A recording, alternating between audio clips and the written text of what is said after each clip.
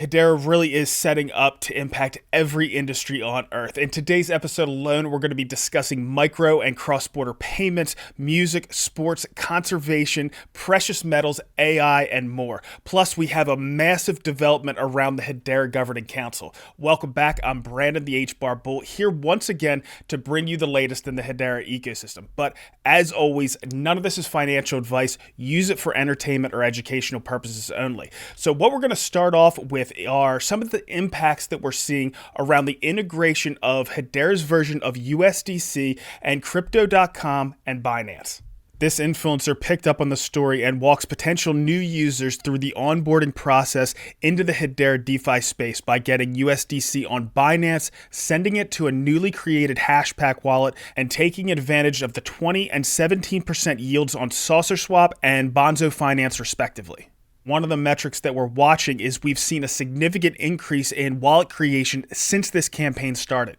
Our friend Brady over at Bonzo Finance posted this to X showing that in just 36 hours they experienced a 36% increase in USDC TVL. He posted a chart of the SaucerSwap USDC TVL as well, and while not increasing, it shows that this liquidity is not coming from the DEX, meaning this is net new inflows of USDC into our DeFi ecosystem. We're not seeing the impact on the total amount of USDC minted on Hedera yet because Crypto.com and Binance likely pre-minted, and until that supply is exceeded, we won't see an overall increase. But if things keep moving as they are, and I actually expect them to accelerate at some point, it's absolutely coming. Now, I couldn't watch due to being geo-gated, but Greg Bell of the HBAR Foundation was pitching Hedera DeFi and the Hedera space to the Binance community yesterday. So Greg continues to be a great champion for the ecosystem.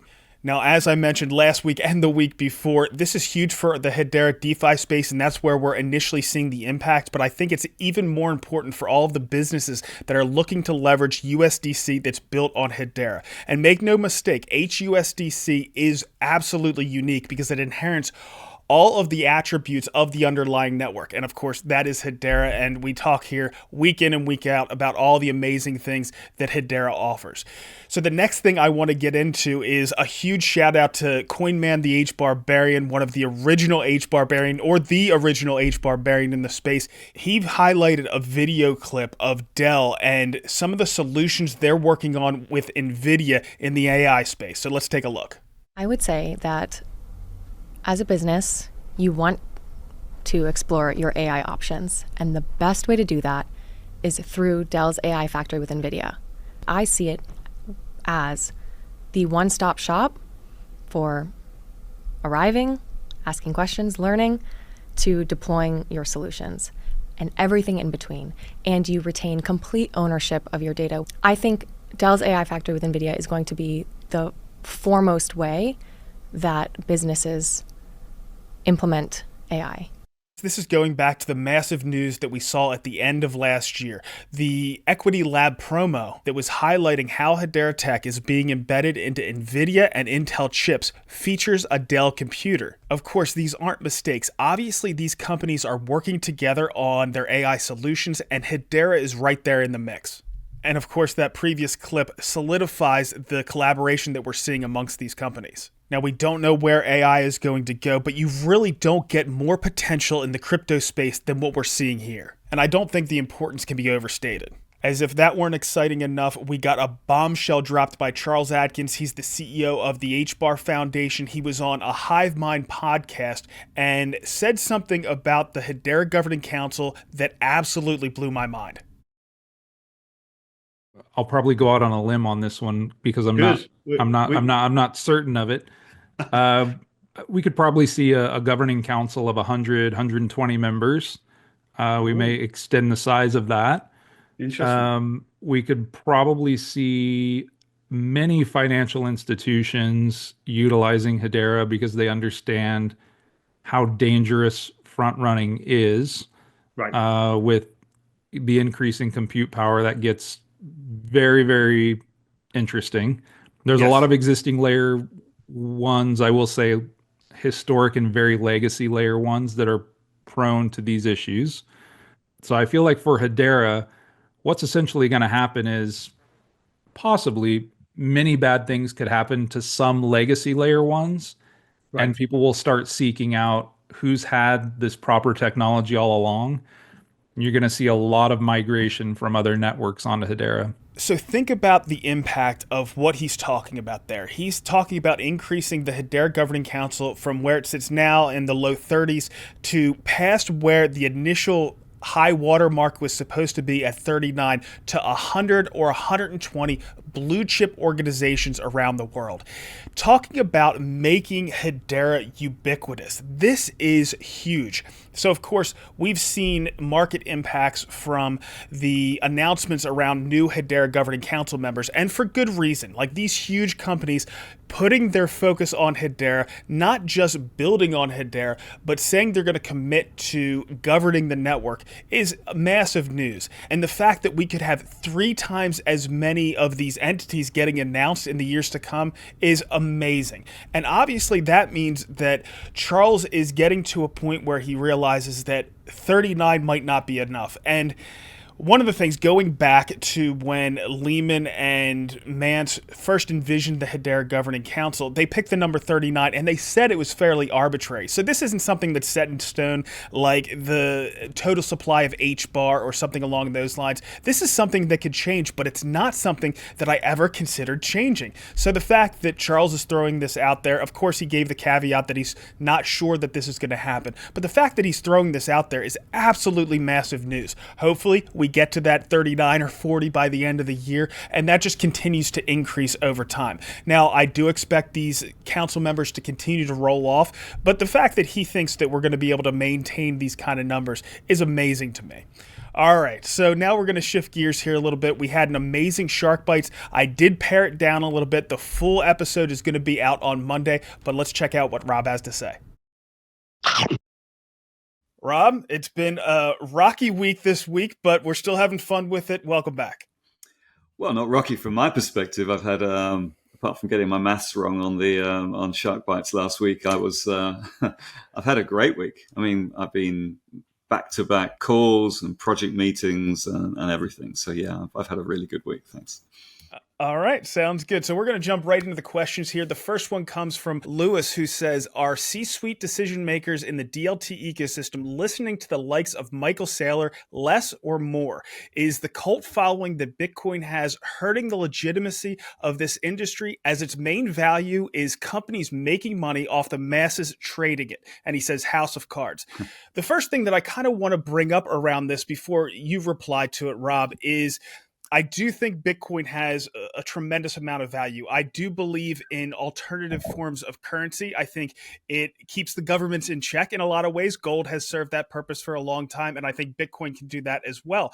And I also think that if things went really bad in the fiat economy, it's good to have backups, right? And Bitcoin can serve that purpose. So it does have real utility that I think is important. And all the trading that happens and everything else around speculation, that's what attracts capital into the ecosystem in the first place. So that's important as well. And for those trades to go through in an efficient manner, you have to have those traders out there that provide liquidity. So those are all good things that are happening around the Bitcoin space. But I do actually think that HBAR has the ability to serve as that alternative currency as well, but it also has a completely different value proposition in that it's very useful in overhauling the financial system, which we talk about here week in and week out. So I do think that's important. I think HBAR could serve that role just as easily as Bitcoin could, with that extra kicker in the back that it has real utility. So I wouldn't say it's a complete house of cards,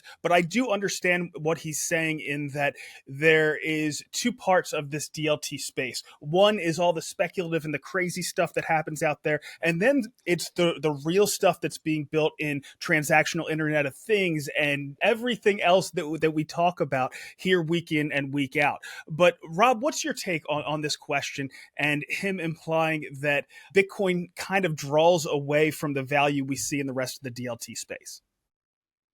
Yeah, well, I'm the last person really to ask about crypto economics because I try and stick to my lane and keep to the technology and the utility perspective. But no one can deny that Bitcoin is the granddaddy of all crypto. It is a store of value. It's a new asset class that is recognized by governments and institutions around the world now increasingly. So it can't be faded.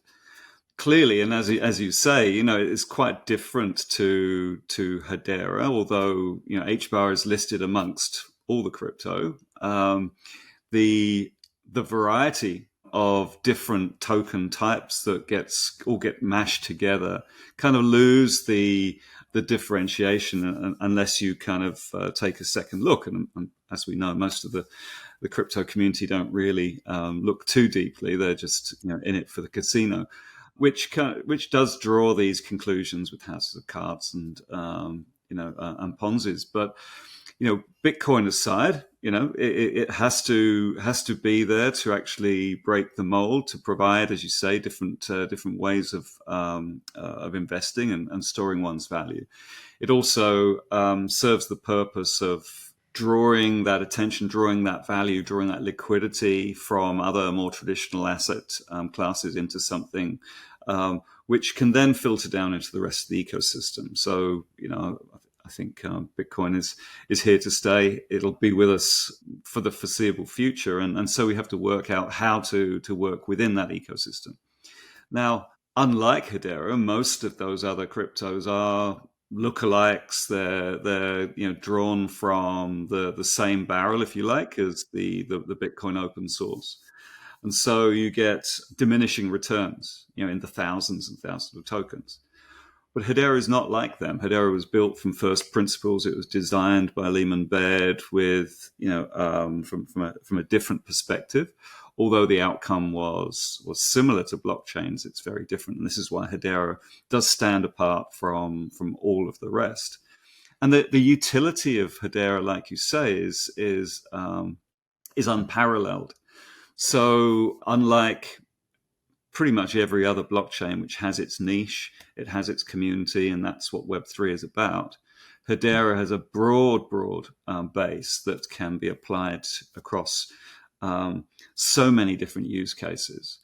And therefore, that differentiation is the thing which really does stand us apart from the rest. We, of course, need to exist within the wider Web3 community, which is why the bridges and the integrations are all really necessary and now coming on, in leaps and bounds, because it's similar liquidity that kind of flows around the Web3 space, the tooling, the developers. We're fighting for all of the same things. But once the dam breaks and Hedera is seen as being actually not just another crypto, but truly the next generation of the internet. That's how I see it. Then every developer, every investor, every user that wants to use it will gravitate, I believe, towards Hedera. But that doesn't mean Bitcoin will go away. Bitcoin will be there for the foreseeable future because it serves a very different purpose. Maybe we'll get more parity in terms of crypto pricing, but that's only one very kind of minor, well, not minor at the moment, but one metric. The utility of Hedera is paramount in my mind, and therefore that's what's going to drive everything else. As we over the next few years.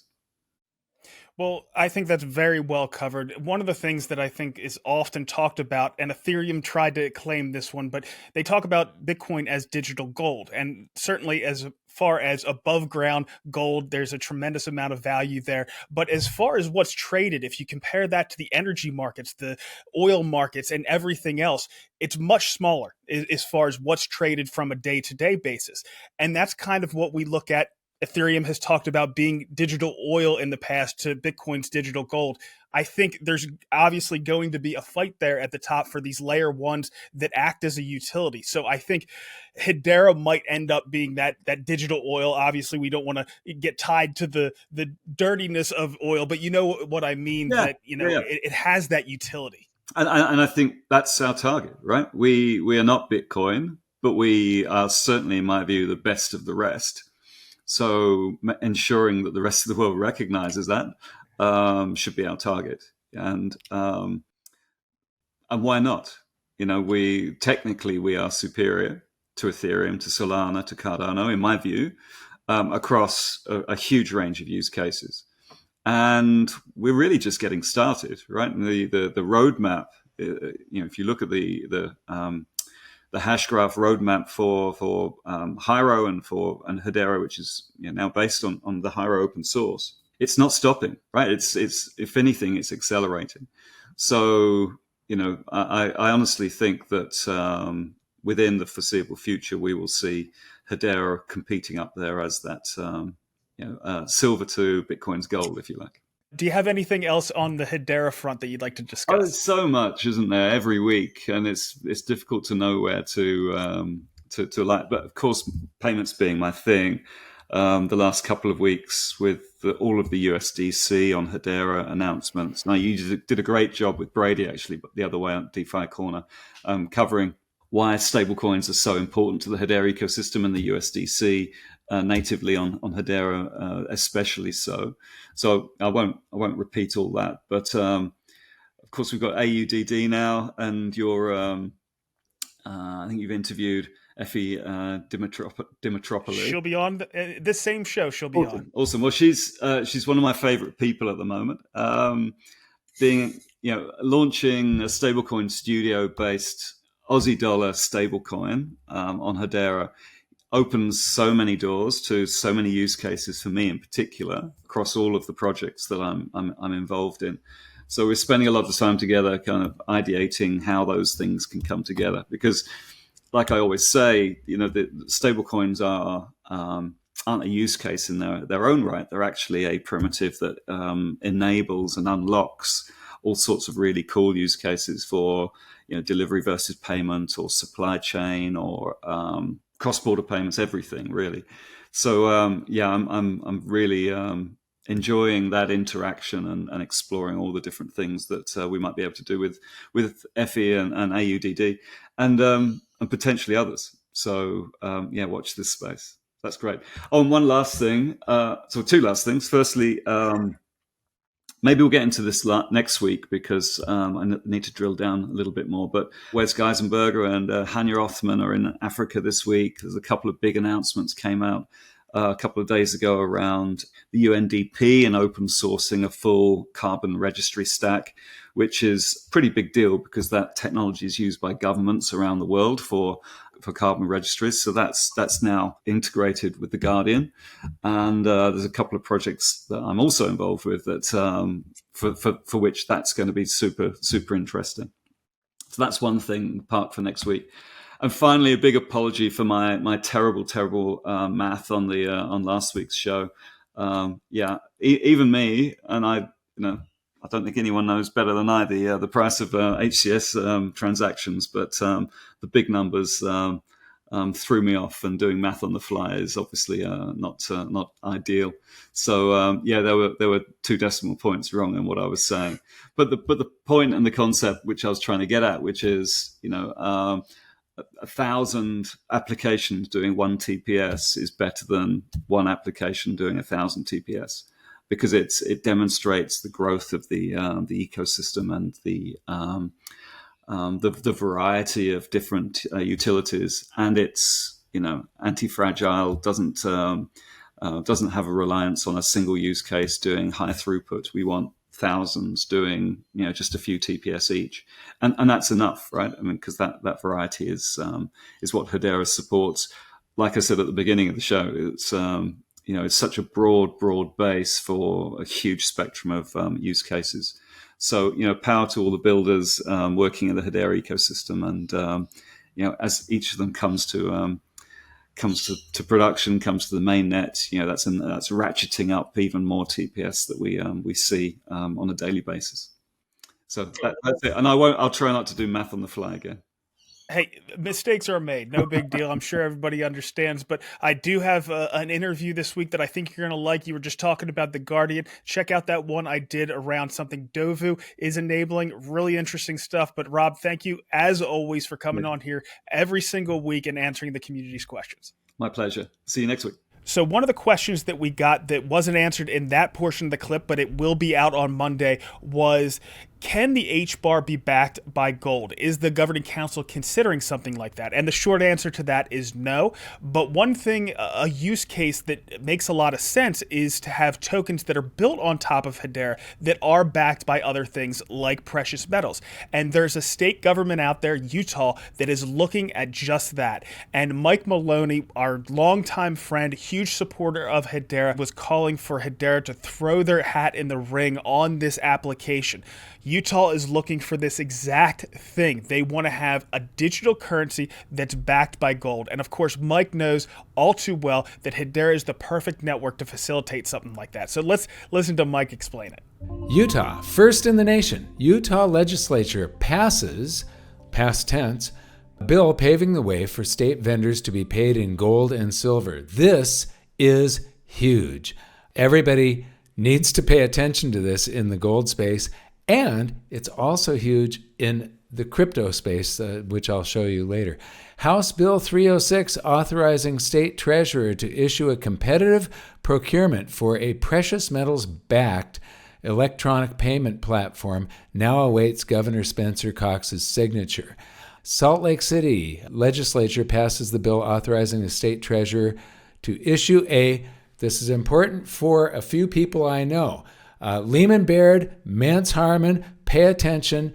Your distributed ledger is the best platform to build this system on. So to issue a competitive procurement for a precious metals-backed electronic payment platform. So there's going to be a competition, bids out to get this platform in place to use for transactions all over the state of Utah in gold and silver, allowing the state vendors to opt for payment in physical gold and silver.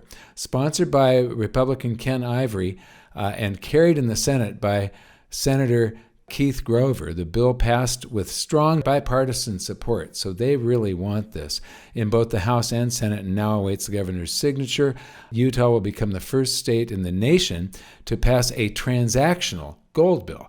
Former Federal Reserve Vice Chair Randall Quarles and former CFO and former CFO of both Citigroup and American Express. So the chief financial officer of Citigroup and American Express, Gary Crittenden, are among the working group's members who expressed support for the legislation. Crittenden said that the bill facilitates the use of evolving options that are now available in the payment ecosystem. So again, Mance Harmon and Lehman Baird, get on this right away. They need a proposal.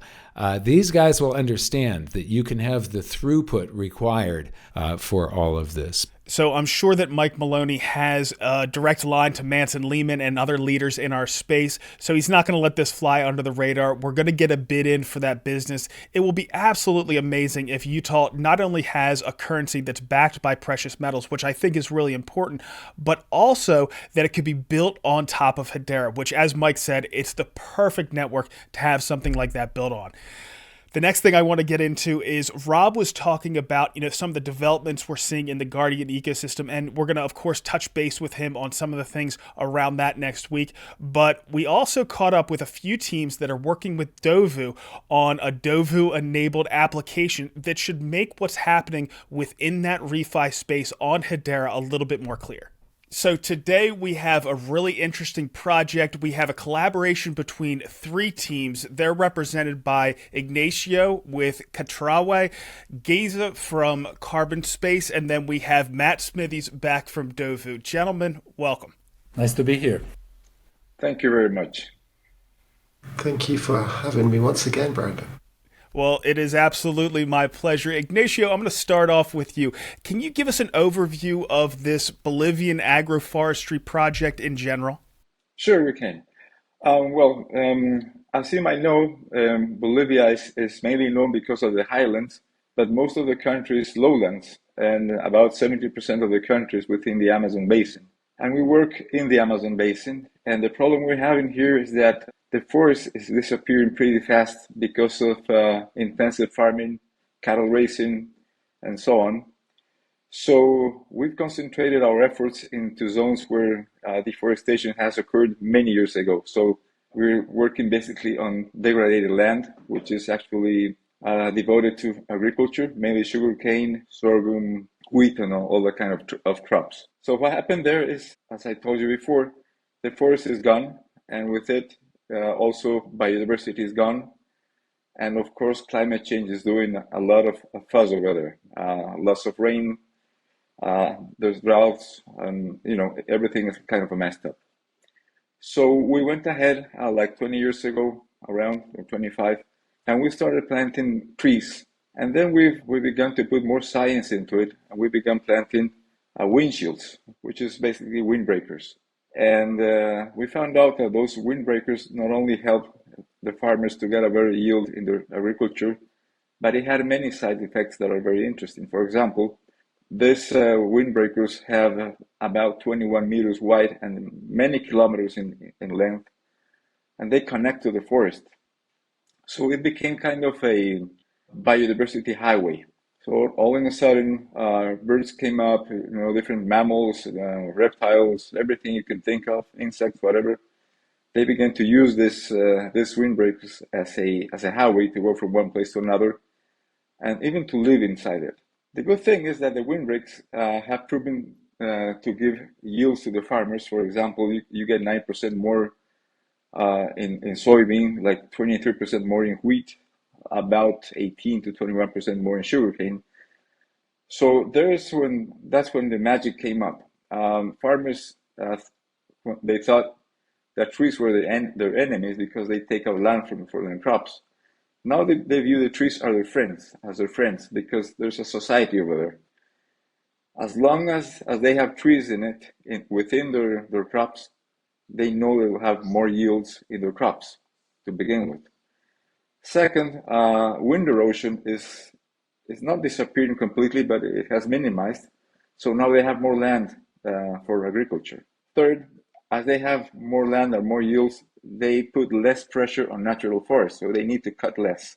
The other nice thing is that places where you have the windbreakers, they tend to have a better water cycle, so it's very stable. If you have droughts, then the trees will provide humidity to the place. If you have a lot of rain, then the trees will absorb the water in excess. So they have a more smooth farming operation over there, which means for a poor country like Bolivia, that the people are earning more money. So there's an impact to society as well. Families now are earning more because of this. So basically what we have done is we have found an equilibrium between the forest and human activity, where everybody in the chain wins money. Okay, that's very important. Everybody wins money, from the people that get the seeds from the field, to the people that grow the seedlings, to the people that plant the trees, to the people that take care of the trees, the farmer that provides us land to put the trees on it. Everybody wins from this. That means that the trees are very well cared of. And on top of that, we have a law here in Bolivia that prohibits you to cut down the trees when you have planted them in the field, so you can lose your land if you cut them out. So they're very well protected in that sense, and we're operating in a very high risk area in that sense, because everybody is cutting down the forest, and we're coming with the opposite thing, putting the forest back again. Of course, we're not getting the entire forest back, but we better have 20% of the forest back than nothing. So that's how we began. And then we began to study tree species that better suits the places. Because, taking in mind that these are very large areas, a small farm here is 5,000 hectares, which is huge. You have farms that have like 100,000 hectares. So they use a lot of agrochemicals, like glyphosate, for example. And they will spread those chemicals with an airplane or with drones. And the wind will take those chemicals to the fields around, or even to towns nearby.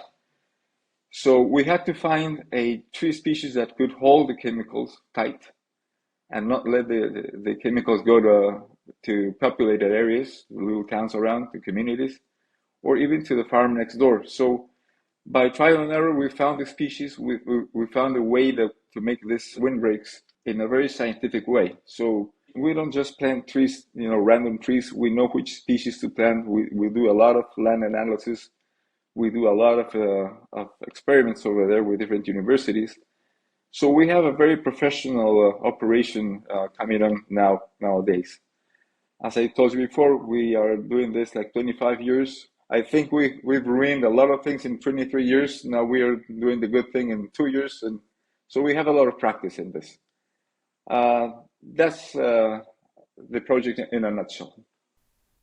I love this. I mean, of course, the forest was removed for a reason, an economic reason in the beginning for the farmers or the ranchers to, of course, try to make a living themselves. This is a hybrid model. So you're adding trees back in. It's helping the farmers. So they have economic incentive to do this in the first place. And then we're putting on top of that these carbon credits, which also add an additional financial incentive to do this. So that's absolutely fantastic. But one of the issues with carbon credits in the past has been making sure they're trustworthy and that the data and the information that goes along with them is trustworthy. Giza, I'm curious from your point of view, Carbon Space has been responsible for making these verified, making sure these carbon credits are verified. How did you go about doing that? Thanks, Brandon. I have quite a bit of experience with agroforestry projects because about 4 years ago, when I was working for the world's largest chocolate producer, we had at that time the world's largest agroforestry project. Now, Ignacio's agroforestry project is a truly charismatic one, as he mentioned about ecosystem corridors, buffers, selective care given to tree species selection too. Whether we talk about carbon credits or claims, and I believe in the future these two will somewhat come closer together, the verification challenge due to the mainstream method was really enormous, and that led to quite some uncertainties. When you read about the criticism that over 90-95% of the nature-based solution project, especially afforestation, reforestation, is lacking that credibility, that is mainly due to the MRV system. And that starts from the fact that the systems are based on a sampling approach. Samples taken from one pool, so above ground biomass, below ground biomass, soil carbon. And those samples are really just a fraction of the total project area. You take a sampling area of a 15-30 meter resolution, and then you repeat it over and over. But either you go after a statistical method or you go for representative land cover types, it really doesn't reflect the reality. Plus, the standard required that it's okay if you repeat this every 5 years. And then to put the cherry on the cake, also the baselining assessments were not based on ecosystem measurements. It was basically a storyline based on expert estimation. So that's how the baseline is. That's how the incremental changes. Now, we truly need to disrupt this system because the disappointment and the surprise, the shock after 5 years was enormous. Not only for the project owner, but of course for the credit investors, those who bought those carbon credits. So the mainstream MRV systems started to be complemented by machine learning AI systems, extrapolating between these samples, but they are still samples. So how we approach this? First of all, when you talk about ecosystems, different pools, above ground, below ground biomass, dead organic matter, soil organic carbon, they form integral part of the ecosystem, especially for those projects that Ignacio described, where there is a baseline condition, probably a monoculture or a less ambitious ecosystem, and then you convert it into something that is much more complex, much more natural. So you need to measure it at the ecosystem level. So how we do this, we actually take daily diagnostics. Imagine that you don't take it every 5 years, we do it every day. So we take satellite images every day, we correlate it with the per minute meteorology data. So the solar radiation, the temperature, the rainfall, water fluxes, and we really understand what makes the ecosystem change over time. And then we keep repeating it 365 times a year. And then we come to a very, very precise understanding of what's happening in the ecosystem. So that brings you the carbon claims. It brings you the transparency. It brings actually radical transparency to the carbon credits. And that is beneficial both for the project owners as well as for the carbon credit buyers. So that's the true disruptive nature in there. So today we don't need to take samples above or below ground biomass. We can understand the cumulative impact, whether it's positive or negative, how the fluxes go up and down. Is no longer necessary to go on the field and taking samples. The tech is on our side, and we just need to use it, put it to practice. It sounds like this innovation could also make the carbon credits themselves more valuable. Is that true? 100%. In our experience, we deal both with nature-based solutions and the corporate claims, but the moment you apply the real-time verification, the monitoring, reporting, and verification on top, the credits sell 30 to 50% higher. That's exactly what we want to hear. We want to bring trust to this market. I know that's one of the issues that caused entities like Microsoft not to be able to participate like they wanted to. They needed that added trust. So you're definitely bringing that to this market. All right. So, Matt, we're going to go to you. We want you to bring this home for us. How exactly is DOVU involved from the tech point of view, and why should the Hedera community be excited about this? I think what's really impressive here is that it's all about the story and the real people behind it. As part of, the crypto community or the Hedera community, it's so easy just to focus on the technology or whether the price of a token is going up or down. But right here, right now, these two fine gentlemen are telling the stories that are in real life, impacting real people. Our role at DOVU isn't to build something that is hard to use. The goal is to build something eventually that will be completely invisible, to basically orchestrate the ability for different parties who are experts in their own field to collaborate together to, issue these credits and then provide an avenue to basically sell them. And they're on the market. I think we've sold probably around 200 units now. And so every little counts, and we're just trying to do our best to, build our platform, the DOVU platform, working with the Guardian software, which is being pushed forward through Hedera, and try to make that process from ideation to verification to creation of credits all the way to sell as easy and kind of pain-free as possible. And so that's just my role here. And hearing the story today is incredible. And I really hope that the community kind of hears and understands, this is real life. This is the real world that this network and this technology is solving for. Well, I couldn't agree more. This is exactly what we wanted to see from Hedera, making the world a better place. And there's no question what you gentlemen are working on are making the world a better place. Thank you so much for coming on today and telling us about it. I just want to add one little thing, if I may. Thanks to those two fine gentlemen there, Giza and Matt. I think we found a very nice combination, because the real issue is when you have carbon credit certifications, the money goes to the certificator usually, and with the system that both Giza and Matt are providing us, the money goes to the field. So it really has an impact where it has to have. And that's something we appreciate very much from down here. Thank you very much. That's a fantastic point, gentlemen. Thanks again. Good point. Thank you.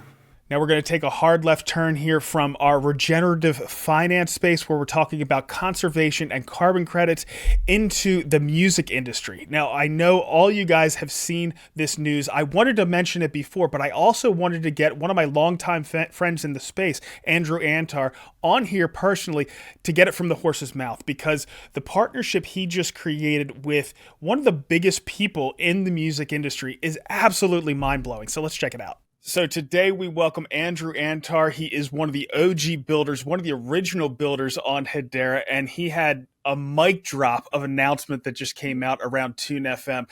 Andrew, welcome. Hey, how's it going? It's good. Now, we go way back. We used to have meetups around Hedera in Philadelphia back in 2018. So we go, like I said, way back. It's great to have you on again, and it's great to see the amount of success you're having to this point. So for anybody who doesn't know about TuneFM, I don't know if they're living under a rock, but can you just explain the platform for us? Yeah, so basically, we're the Web3 Spotify killer. We're a music streaming platform with decentralized micropayments and a digital asset marketplace to help artists get paid. So when the music gets played, the artist gets paid at a rate that's 100 times more. There you go. You can't do better than that. And you've attracted some pretty big names already, but the most recent one was Snoop. Can you tell us how that collaboration came about? How do you get somebody like Snoop Dogg on your platform? Well, everyone's always saying, well, you need some sort of A-list celebrity artist to endorse the platform and be the number one sort of spokesperson, if you will. And I always thought Snoop Dogg was the perfect guy for that. And because he's, very sort of tech forward into Web3, NFTs, and always trying new things. And then I was at the crypto ball in DC during the inauguration, and Snoop Dogg was performing. And so, since I had like all access, backstage passes, and everything, I just went into his trailer and started hanging out and telling him about TuneFM. And he got really excited and said, "I've been waiting for this my whole life, and this is amazing. And like, we got to follow up and hang out." And he was calling me ever since then, and then invited me out to the studio, the compound, and recorded a song with him. And then we hit it off from there. Created his Tune FM profile, uploaded the song, and just got it going. And we're just getting our feet wet. Have you seen any more traction on Tune FM since you've had that partnership? Yeah, there's been a huge bump in traction, and all the metrics have been improved significantly. Yeah. Good stuff. So, like I said, you're one of the OG builders going all the way back to 2018. You had the original vision for Tune FM. How's it been building on Hedera to this point? Well, Hedera is great. Hedera is the only layer one that has the technology that enables us to do what we do, which is micropayments that are, seamless, instant, fast, and cheap. So we've been with Hedera since day one. We're the first dApp to deploy on Hedera's mainnet. We're the first token to launch on HTS. We're the first HTS token to be publicly listed. So we've been flying the Hedera flag since the very beginning. All right, so now let's look ahead. What is your plans for Tune FM? Do you have any more partnerships coming up? Do you have any more features that you're going to be adding? What's the future look like? Yeah, well, we're going to really lean into our partnership with Snoop and get every major celebrity on board, every major music catalog, the big three labels. So we'll have all the music that's on Spotify and more. We're going to be doing a lot of exclusive drops, exclusive songs, unreleased songs, a lot of exciting stuff ahead. And we can't wait to keep going. There you go. So for anybody who hasn't used Tune FM to this point, how do they get on board? Just go to tune.fm. The name is the domain, and you can sign up. You don't need any wallet or any Web3 experience. You can go to the App Store and download tune.fm, and anyone can use it very easily. Perfect. That's exactly what we want to hear. Well, congratulations on all the success you've had to this point. Whenever you have additional big announcements like that, please come back, and good luck. Thank you so much. So huge congratulations to Andrew and the Tune FM team. You're absolutely killing it. And like every other application on here, I suggest anybody who's watching to go ahead and use that application. Try it out, compare it to Spotify, and see how much you like it. Obviously, they're getting tons of talent on there. And as Andrew was saying, you're going to be able to find everything on Tune FM that you're going to be able to find on Spotify, at least as the music portion of it goes. So the next thing we're going to jump into is the Messari report. Now, this comes out a few months delayed, so they're talking about Q4 here, but there was some interesting things that came out of it, but understand that this is a couple months dated. So let's take a look at some of these key insights. They said HBAR's circulating market cap increased 375% quarter over quarter to 10.3 billion. Its market cap amongst all tokens rose 28 spots from 46 to 18, outperforming similarly priced crypto assets. DEX volumes on Hedera hit all-time highs in Q4, averaging $10.7 million per day. This is representing a 530% quarter-over-quarter increase in average daily DEX volumes. Karate Combat users prefer Hedera over Ethereum. Karate Combat's events in Q4 saw 81% of Karate tokens played via the Hedera network, and I actually think that's a mistake. I know I've been told many times that 99% of the tokens that are played in up-only gaming are done on the app, which is all done through Hedera. They also said that the total number of karate played also increased as Karate Combat introduced the Hedera network to new users. Bonzo Finance launched at the end of October and closed Q4 with over 25 million in TVL.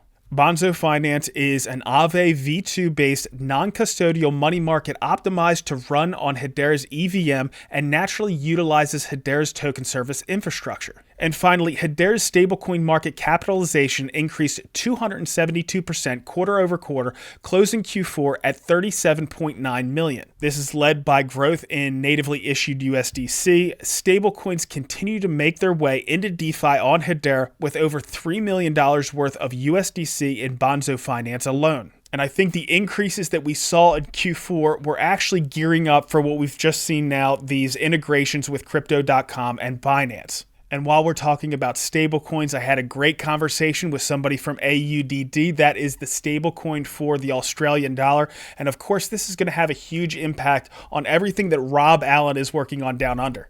Today, we have the CEO of stablecoin issuer AUDD. Effie, thanks for hopping on today. Thanks for having me, Brandon. Well, it's my pleasure. So, to start, can you just tell us about AUDD Proprietary Limited and your efforts in the stablecoin space? Yeah, sure. So AUDD Stablecoin is a business that was established out of a traditional fintech payments space. And what I mean by traditional is a publicly listed company on the Australian Stock Exchange called Novarti, who traditionally looks after Visa acquiring, MasterCard acquiring, issuing, things that utilize traditional payment rails that either are proprietary built for the payment space or utilizes Visa or other banking style of rails. So AUDD was established as a result of the transition from traditional into alternative payment methods, where it was identified that there problems that can be solved outside of banking rails using things like vouchers, prepaid cards, QR codes, barcodes, tokens, etc. And of course, with the rise of the popularity of Bitcoin and other cryptocurrencies, it was an obvious choice for us to transition into offering a stable coin as the token of choice, utilizing a number of blockchains and utilizing blockchain technology. So that's how we basically got into the stablecoin side of the business. Well, it makes a lot of sense. You made the right choice because stablecoins are absolutely becoming, the killer use case on blockchain, or at least the first one that's come out. So the next thing that I want to ask about is why you chose Hedera. You're going to be launching a stablecoin here on Hedera. What made you make that choice?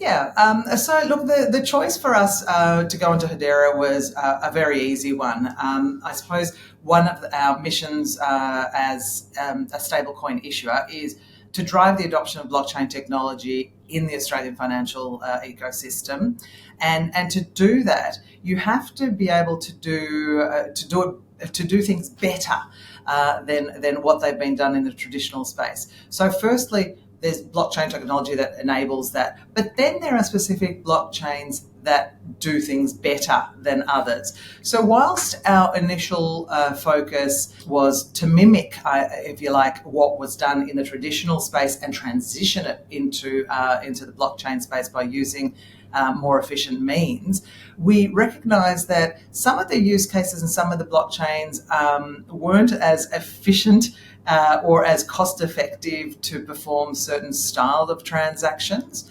And they might not have been as fast or scalable. So, in particular, if you're talking about large payments, there are many blockchains that can do large payments, and some might take a while, and there might be large associated gas fees, and perhaps they can be absorbed when it comes to $1 million payment. But when you're talking other payments that are things like microtransactions or high volume, high frequency transactions, that occur in the marketplace, you can't afford to have a $10 transaction costing you $25 in gas fees. And so for us, Hedera gives us an opportunity to not only focus on the big end of town and in terms of getting the B2B activities moving on blockchain, but also some of the smaller use cases where cost is everything, and you cannot actually afford to, as a business to offer small transactions unless you have very small fees. And Hedera's blockchain does that very well. Additionally, for us, it was a case of working with a number of use cases in the sustainability and environmental space. And we had been approached by a couple, which I can't quite name yet. I wish I could, but looking to do things in the natural resource area where it needed to align with a blockchain that shared the same type of functionality and vision. And so Hedera also is a very green and efficient blockchain, and it's probably, I think it's rated, the top one in that sort of space, and so that's why we chose to align ourselves with the Hedera blockchain. Well, we're happy that you did. So you mentioned a couple of them there, but there's an awful lot of things that stablecoins enable, from cross-border payments to micropayments, like you mentioned, transactional Internet of Things. The list goes on. Which are some of the ones that have you most excited? I love, and look, I'll say from a bigger picture perspective, I think financial inclusion has always been something that both our parent group as well as me personally has been very interested in, and that is enabling use cases and enabling transactions to be made to those that are underbanked or unbanked, and that for me is something that aligns well with my ethos, with my core, right? And so I love that. But realistically, we're in Australia, okay? And in Australia, there's not as much of an issue surrounding financial inclusion. So then the passion sort of shifts into, okay, but we can do things better and we can do things cheaper. So currently there are organisations that cannot take advantage of that micropayment trend I talked about. So thinking about things like content providers where people stream media or have digital content, and they're getting, paid cents to the dollar for the commissions or the returns on the content that they're producing.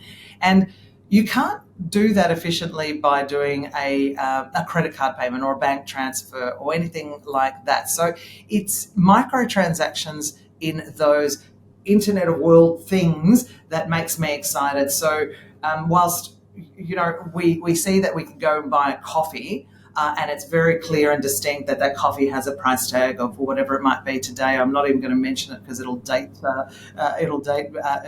But particularly in things like subscription-based models, where many businesses are moving towards, you want to be able to deal with those cents times of transactions, and we see a lot more activity from the gaming, DeFi space, Internet of Things space, and I think that's where we'll see better traction.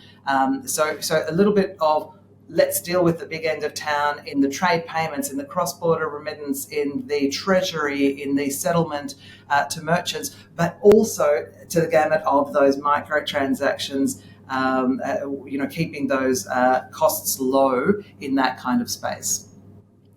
So the next thing that I kind of want to get into is there's been some big news for Hedera in the stablecoin space, focusing on the United States dollar, but it is really important to have some of these regional currencies. Of course, the Australian dollar is relatively large, but maybe not compared to the United States dollar. How important is it to have these regional currencies develop their own stablecoins?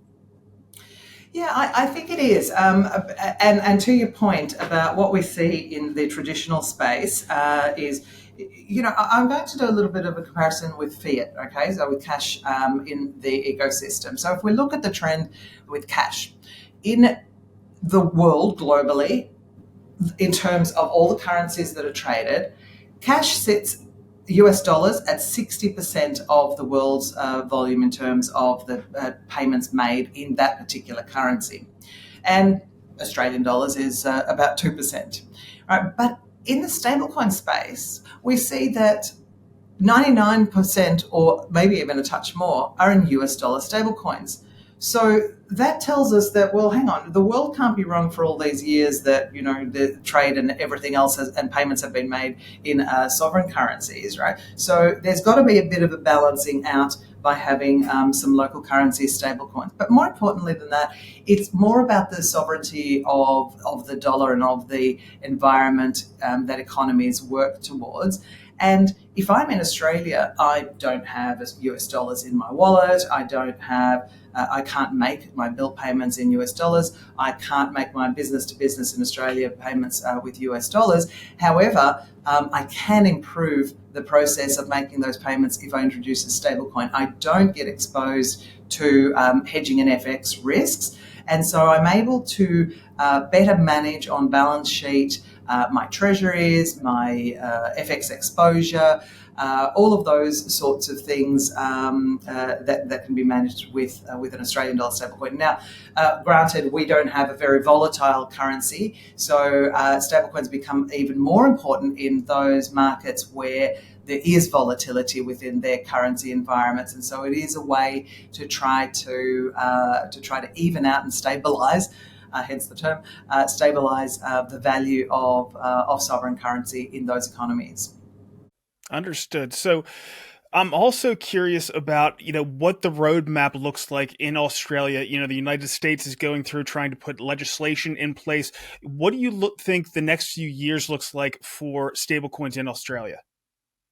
I think there is a growth potential, and why I say that is we do have a little bit of a way to go. So we are currently lagging a little bit behind in our stablecoin regulation, but it's being addressed. And so, we do expect to see either quick follow with other regulations around the world. We do have Monetary Authority of Singapore has put out a framework. We have the MiCA framework. Hong Kong has developed one. Japan has. And now US, of course, is moving very quickly in developing many regulatory frameworks and laws around both cryptocurrencies, exchanges, and stablecoins. And so we do expect that to filter through into Australia. What that will mean is that with a clear regulatory framework, it'll enable the traditional ecosystem to come to the party. So what I mean by that is currently there's a challenge, people just kind of go, well, what rules do you abide by? Who are you? What makes us trust you? How can we be certain that our money is not going to disappear, right? And so I think once we have better clarity in that regulation in Australia, we will see that rise. We have already seen a massive rise in cross-border transactions. Currently, we're sitting in the, from Australia outwards, we're sitting in the trillions of dollars per year. So we want to be able to leverage the speed, cost, and efficiency of doing business utilizing stablecoins. And of course, like I said earlier, when you're doing a cross-border remittance, you don't start with the end currency, you start with your core currency, your local currency. And so we see a lot of remittance companies coming to us saying, well, how can we do this better by utilizing stablecoins within the mix of that treasury function, the value transfer function, etc. So there'll be further collaboration with traditional finance, institutions, and that will help drive that stability and security and reputation of having Australian dollar stablecoin in the market. All right, so Effie, last question. When do you expect AUDD to start to hit the HBAR economy? I'm glad you asked that, Brandon. We're very excited. We see, where are we now? I'm going to say 1st of April, watch this space. We will be there as an AUDD stablecoin utilizing the Hedera network. and we will start activating our own use cases that we've been talking about. However, I've been very lucky to work with the HBAR Foundation team, and it's a vibrant ecosystem, and we have many conversations. If I don't tell you, if I tell you that it's a dozen, I wouldn't be lying. We've got many conversations happening with companies that are involved both in micropayments, in the environmental space, in the larger picture of payments to merchants and to consumers. So it is very exciting. It's only weeks away from launch, so watch this space. Ask us about dealing with an Australian stablecoin within your ecosystem if you are a Hedera partner, and we'd love to see you all on board. Well, Effie, thank you so much for hopping on today and telling us all about AUDD. And of course, thank you for integrating Hedera. Thank you so much, Brendan. It's been a pleasure, and we look forward to chatting again in the future. It was great talking to Effie, and it's going to be really interesting to see what comes out of Australia when it comes to Hedera with teams like AUDD and Australian Payments Plus working together. So the next thing we're going to get into is in the sports space. This is something that is going to be built on top of the Karate Combat up layer 2 that's going to be built on Hedera. So the World Calisthenics Organization put out a post. They said, get ready for the future of action sports. The Battle of the Bars Freestyle Championship, Governor's NFT, as well as their white paper is here. Following Karate Combat's lead, we will be the next in real-life sports league built on Web3 via the Up Layer 2 technology. And I just got some alpha yesterday that they're planning on doing that Battle of the Bars event at the Bonk Stadium down in Miami. Of course, that's going to be the new Karate Combat home base. So getting into Karate Combat here a little bit, of course, it's been frustrating for Karate token holders. The token has really taken a beating over the past few months, and that continued this week. And I did get some information around why that took place. One of the original investors had a liquidity issue and had to sell, it looks like, over 600 million Karate. Now, I know nothing I give on here is investment advice, but I have talked really positively about Karate Combat and the Karate token, and I feel your pain for anybody that has been involved with this and has had to deal with the market taking a downturn. But I've been right there with you. Of course, I've been a large holder of Karate, and I've been buying all the way down. I really did back up the truck this week, and one of the positive things that I see around this is that people that just have a liquidity event and dump all of their tokens, that's kind of the mix of investors that we had before. But I'm talking to other HBAR that are literally picking up hundreds of millions of Karate tokens. And these are people that are just fans of the sport, fans of the league, and see the potential. So having that new mix of investors in the Karate token is exactly what we want to see.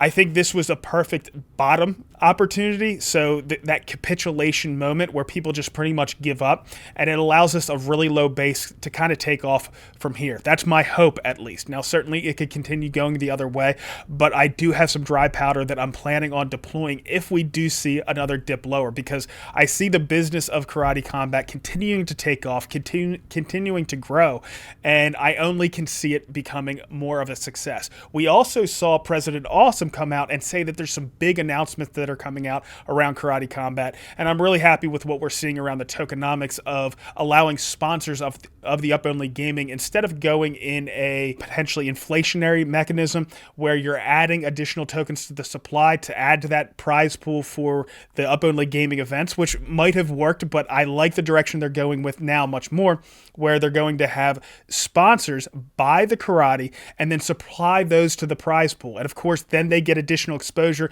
by getting highlighted during the live stream, which has 1 million people watching live during the events and then millions more watching the events after the fact. So I love the fact that they're going in that direction, but now we have to start the hard work of getting off this bottom and getting things moving in the right direction so people are proud of being Karate token holders again. But they have all kinds of great perks, and the league is absolutely taking off, like I mentioned, so I'm pretty happy with being a Karate token holder myself. And now again, I want to cover my own NFT NFT collection just a little bit, the Bullbarians. We had a really good week. We had one day where we were actually the top traded asset on Centex, so I was really proud to see that. I'm also having a lot of fun in that token gated world that's powered by Galaxy. We had one post this week. Of course, you guys just watched it. It's that DOVU interview, and we had 33 people like it. Now, we only have a few dozen people that are in that world. So you do get early content if you are part of that world. So if you are holding a Bullbarian NFT and you aren't in that world, make sure you join. We're looking at doing all kinds of fun stuff around these NFTs, so join the fun. All right, with that, let's go ahead and jump into some Hedera network analysis. This week, we actually did have some movement on the throughput front. The Hedera network was processing on average 17 transactions per second, and when I went into Hashpoint, we were processing just about that. As mentioned, we had a significant increase in account creation this week and added over 144,000 accounts. We had 350,000 NFT transfers, 18,000 fungible token transfers, and over 500,000 smart contract calls. In addition, I was looking at the NFTs being created on Dragonglass, and the card game Doctor Who Worlds Apart is absolutely killing it. I'm going to have to reach out to Reality Plus to see how things are going. And with that, let's take a look at the crypto and HBAR markets. Bitcoin is pretty much flat on the day and the week. HBAR is down 4.4% on the week and 2% on the day to 18.6 cents at the time of recording. And this puts us at number 15 on the CoinMarketCap list. We just bounced off an area of strong support that we've tested several times, and I'm not going to worry about resistance until we start moving again. The charted guy highlighted that this setup looks very similar to what we saw in the summer of 2021, which saw a nice bounce to the ultimate all-time high not long after. That said, the timeline would be a bit odd. The 2021 chart would suggest a high in the summer, and that doesn't really jive with the normal seasonality for crypto. So my base case, if we do continue with this bull market, will be to see that second rise in the fall into the year end. So in addition to the content creation this week, I hopped on the Kabila Plaza X Space. That's every Thursday at noon Eastern. So you can check that one out. I'm on that one every week. You can come on, ask me anything. It's also an AMA for builders, so you can tell us about what you're building and so forth. Same day on Thursday at 5 p.m. Eastern, Tate on Chain hops on for Genfinity, and he goes over a lot of different topics. This week I was on there and we talked about Karate Combat. We had Postmaster on there. We had Arturo, who is the bantamweight champion for Karate Combat. That was a fun conversation. Unfortunately, I'm not going to be able to do that one on a weekly basis. I have some family obligations that I need to work on. For next week, I know last week I said that I was going to have interviews for Zenny and then with the Hashgraph Association. I couldn't do those this week. They had some conflicts, so we're going to have to do those in the weeks to come. It actually worked out pretty well, though, because obviously I had tons of content this week. So we're going to get those interviews knocked out next week. In addition, of course, we're going to have Rob back for Shark Bites. So if you have any questions on the HBAR economy or the Hedera ecosystem, go ahead and drop those down below. That's all we have for this week. We'll see you soon.